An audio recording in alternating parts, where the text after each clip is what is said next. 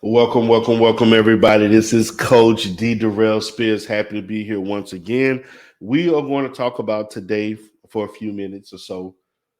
Just sit back, let's have a discussion. We're going to talk about, can you be flexible in a relationship? Can you practice flexibility in a relationship?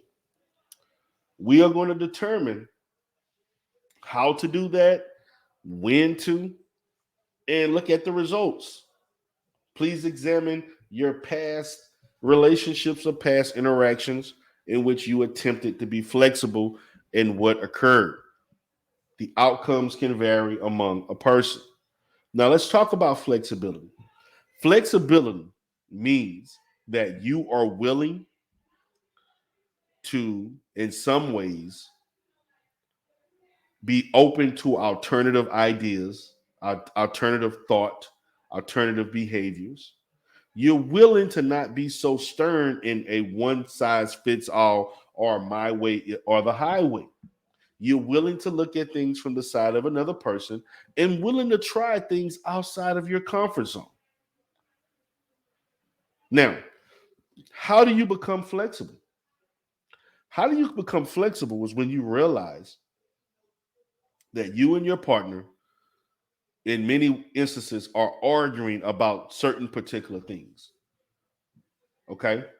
Flexibility means he likes this show, but I like this show. They both come on at 8 o'clock.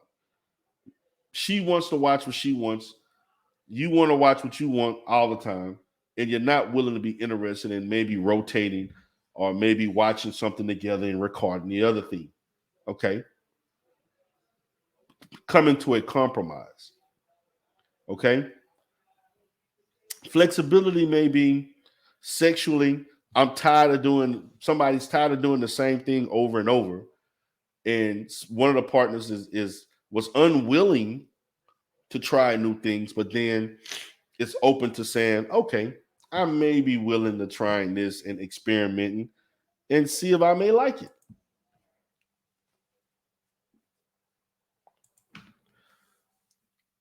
That's what flexibility means. Meaning that this is one way of looking at things, but I can kind of go sideways a little bit, particularly if it produces better interaction with you and your partner. Okay? You and your lover, your boyfriend, girlfriend, whatever label that you may have. Flexibility can be very difficult to people who are very stern. Flexibility can be very difficult to people who are always used to getting that way, or people just conceding to whatever you want. In a relationship, it is not realistic to think that someone is going to always concede to what you want all the time. A healthy relationship has to have some level of flexibility.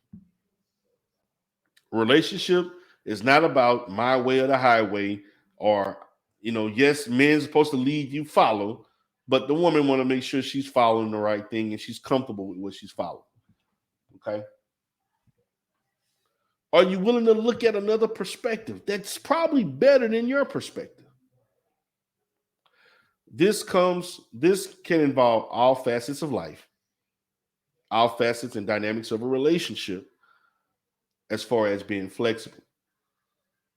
Being flexible allows another person to feel valuable.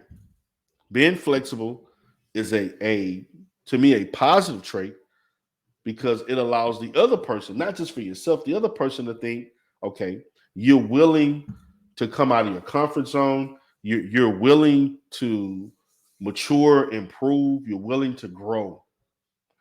People who are inflexible just want to stay one way the whole time, and they want you to fit in to what they want merely, and it could be selfish.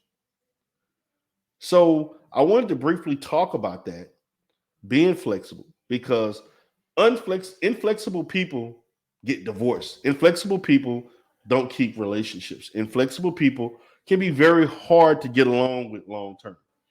So just kind of think about that. Assess your level of inflexibility and if it can improve. Everybody has some level of inflexibility depending on the issue or the behavior. That goes with everybody. All human beings are inflexible to a certain extent, but the quest is to be as flexible as possible to produce better outcomes in a relationship. So this is Coach D. Darrell Spears. Please subscribe and share. Have a great day.